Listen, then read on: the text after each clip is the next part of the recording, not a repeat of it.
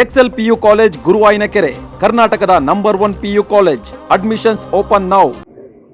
Flight ನಮಗೆ ಫ್ಲೈಟಿಂದ ಇಳಿಸಿದರೆ within half an hour all flights ಏನು ಒಂದು 250 ಫ್ಲೈಟ್ ಒಟ್ಟಿಗೆ ಕ್ಯಾನ್ಸಲ್ ಮಾಡಿ ಮೆಶ್ ಆಯಿತು. ಇಡೀ ಏರ್ಪೋರ್ಟಲ್ಲಿ 1 ಇಂಚು ಜಾಗ ಇಲ್ಲ, ಒಬ್ಬರು ನಿಲ್ಲೋದಕ್ಕೆ ಜಾಗ ಇಲ್ಲ, ಆ ಥರ ಪರಿಸ್ಥಿತಿ ಬಂತು.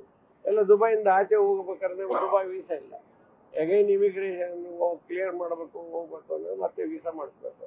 ನಮಗೆ ಅಮೆರಿಕ ವೀಸಾ ಇದರಿಂದ ಇಮಿಡಿಯೇಟ್ ಆಗಿ ನಾನು ಅರೈವಲ್ ವೀಸಾ ತಗೊಂಡು ಆಚೆ ಬಂದೆ. ವೀಸಾ ತಗೊಂಡು ಬಂದರೆ ಬ್ಯಾಗ್ ತಗೊಂಡು ಆಚೆ ಬಂದರೆ ಮತ್ತೆ ವಾಪಸ್ ಹೋಟೆಲ್ ಅಸತಿ ಕುಮಾರಸ್ವಾಮಿ ನಮ್ಮ ಕುಮಾರಣ್ಣ ಅವ್ರ ಕಡೆಯಿಂದ ಅಲ್ಲಿ ನನಗೆ ಹೋಟೆಲ್ ವ್ಯವಸ್ಥೆ ಆಯಿತು.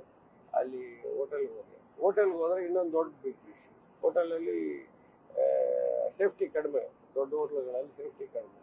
ಅಲ್ಲಿ ಹೋಟೆಲ್ ಪಕ್ಕದಲ್ಲೇ ಬಾಂಬ್ ಗ್ರೂಪ್ ಹೋಟ್ಲಿದೆ, ಮೆರಿನ್ ದುಬೈ ಅಂತ, ಅಲ್ಲಿ ಬಾಂಬ್ ಹಾಕಿದ್ದಾರೆ. 4 ಗಂಟೆಗೆ ಹಾಕಿದ್ದಾರೆ.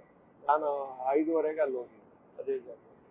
ಆಮೇಲೆ ವಾಪಸ್ ಹೋಟ್ಲಲ್ಲಿ 1:30 ಗಂಟೆ ರಾತ್ರಿಗೆ ಅಲಾರಾಮ್ ಬಂದಮೇಲೆ ನಮಗೆ ಎಲ್ಲ ಆಚೆ ಬಂದು ಫಾರಿನರ್ಸ್ ತುಂಬ ಇದ್ದರು, ಇಂಡಿಯನ್ಸು ಇತ್ತು.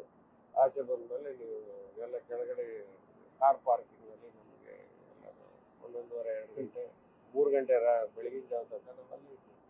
ಆಮೇಲೆ ವಾಪಸ್ ಆಗಿದಾಗಲಿಂದ ಹೋಗಿ ಮಲ್ಕೊಂಡ್ಮೇಲೆ ಬೆಳಗ್ಗೆ ಎದ್ದು ನಮ್ಮ ಸ್ನೇಹಿತರು ಕುಲಾಸ್ ಅವರು ಹೋಗ್ಲು ಬೇಡ ಬನ್ನಿ ಅಂದರೆ ಅವ್ರು ಕಾರ್ ಕಳಿಸಿ ಅವ್ರ ಮನೆಗೆ ಆ ಪಕ್ಕದಲ್ಲಿ ಮನೆಗೆ ಹೋಗಿದ್ದೆ. ಮನೆಯಲ್ಲಿ ಸ್ವಲ್ಪ ಆರಾಮಾಗಿದ್ದು ಎಲ್ಲ ನೋಡ್ತಾ ಎಲ್ಲ ಫ್ರೆಂಡ್ಸು ಅವರು ಎಲ್ಲ ಸಿಕ್ಕಾಪಟ್ಟೆ ಫೋನ್ ಬಂದು ಅವರಿಗೆಲ್ಲ ಮಾತಾಡ್ತಿದ್ದೆ. ನಾವು ಬೆಳಿಗ್ಗೆ ಕೃಷ್ಣ ಬೈರೇಗೌಡರಿಗೆ ಫೋನ್ ಮಾಡಿದ್ದು, ನಾವು ಹಿಂದಿನ ರಾತ್ರಿ ಕೇಳಿದ್ದೆ. ಅವಾಗ ಫೋನ್ ಮಾಡಿದರು. ಬೆಳಿಗ್ಗೆ ಎಚ್ ಕೆ ಪಾಟೀಲ್ಗೂ ಕೂಡ ಫೋನ್ ಮಾಡಿದ್ರು. ಅದೇ ಟೈಮಿಗೆ ಕೃಷ್ಣ ಬೈರೇಗೌಡರ ಹತ್ರ ಮಾತಾಡುವಾಗ 3 ದೊಡ್ಡ ಸೌಂಡು ಪಕ್ಕದಲ್ಲೇ ಬಿತ್ತು ದುಬೈಲಿ. ಹಂಗಲ್ಲೇ ಖಲೀಫಾ ಬಿಲ್ಡಿಂಗಿಗೆ ಏನೂ ಆಗಲಿಲ್ಲ ಅಂತ ಹೇಳ್ತಾರೆ. ಖಲೀಫಾ ಬಿಲ್ಡಿಂಗಿಗೆ ಬೆಂಕಿ ಬಿತ್ತಲ್ಲ, ಯಾರು ಬೆಂಕಿ ಅಲ್ಲಿ ಬಿತ್ತು, ಬಾಂಬ್ ಅಲ್ಲೇ ಪಕ್ಕದಲ್ಲೇ ಬಿತ್ತು. ಖಲೀಫಾ ಪಕ್ಕದಲ್ಲೇ ಬಿತ್ತು, ಬಟ್ ಅದು ಸರಿಯಾಗಿ ಎಫೆಕ್ಟ್ ಆಗಿ ಬೀಳಲಿಲ್ಲ ಅಷ್ಟೇ.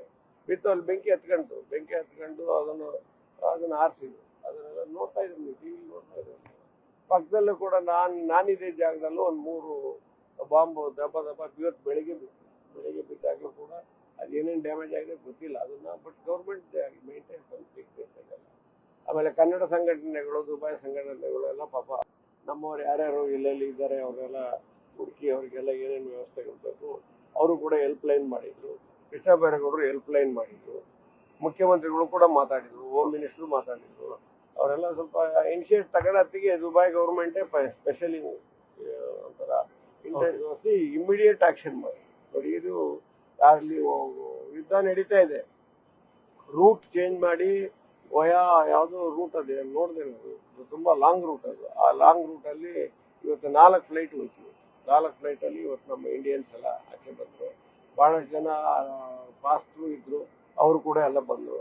ಹಾಗಾಗಿ ಯುದ್ಧದ ವಾತಾವರಣ 100ಕ್ಕೆ 100 ಇದೆ. ಯುದ್ಧದ ವಾತಾವರಣ ಇಲ್ಲ ಅಂತೂ ಕನ್ನಡಿಗರೆಲ್ಲ ಭಾಳ ಸೇಫಾಗಿ ಬರ್ತಾ ಇದ್ದಾರೆ. ಇನ್ನು ಬೆಳಿಗ್ಗೆನೂ 2-3 ಫ್ಲೈಟ್ ಬರೋದಿದೆ. ದೇವರೆಲ್ಲರೂ ನಮ್ಮನ್ನೇ ಆರಾಮಾಗಿ ಇಷ್ಟು ಬೇಗ ಕರ್ಕೊಂಬರ್ತಾರೆ ಅಂತ ನಾವು ಊಹಿಸಲಿಲ್ಲ. ನಾವಂತೂ ಊಹಿಸಲಿಲ್ಲ. ಇನ್ನೊಂದು ವಾರ ಆಗ್ಬೋದು ಅಂತ ಮಾಡಿದ್ದು, ಏನೋ ಬಂದಿದೆ ದೇವರ ಆಶೀರ್ವಾದ. ನ್ಯೂಸ್ ಫಸ್ಟ್ ನಿರ್ಭೀತಿಯಿಂದ ನಿಮ್ಮ ಪರವಾಗಿ.